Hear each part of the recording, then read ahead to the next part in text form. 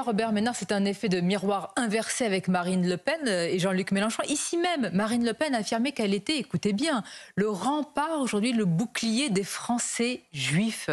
Comment peut-elle, qu'est-ce qui s'est passé en quelques années pour qu'elle puisse l'affirmer et que certains le pensent? Mais attendez, parce que c'est vrai. Pardon, elle, vous pouvez, attendez, moi, vous pouvez faire 25 reproches à Marine Le Pen sur tout un tas de choses. Vous me poseriez la question, je le ferai.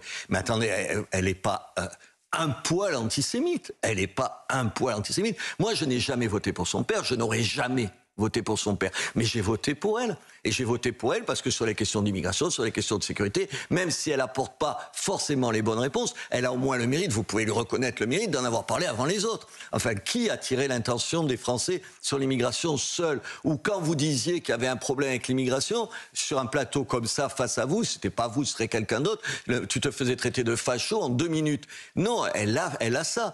Vous savez, c'est Monsieur Mélenchon, pour reprendre votre expression, c'est le miroir inversé de Jean-Marie Le Pen. C'est la même folie. C'est le même goût de la provocation. Alors allons plus loin, Robert Ménard, parce que Jean-Marie Le Pen, c'était la fameuse ignominie du détail de l'histoire.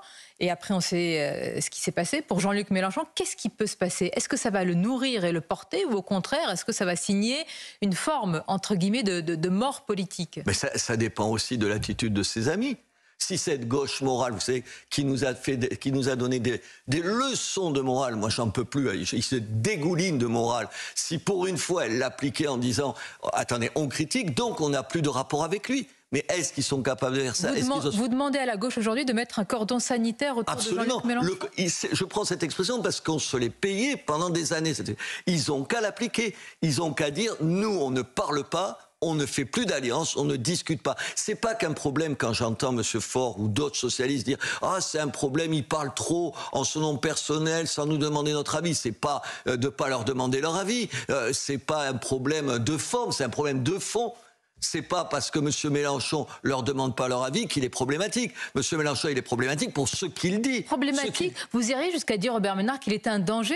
Ici même, le député Renaissance, Carl Olive, a affirmé que Jean-Luc Mélenchon était un danger pour la société. Et il a ajouté, il faudrait qu'il soit fiché S.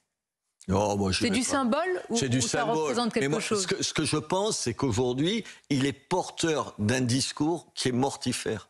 Il est porteur d'un discours qui divise profondément cette société.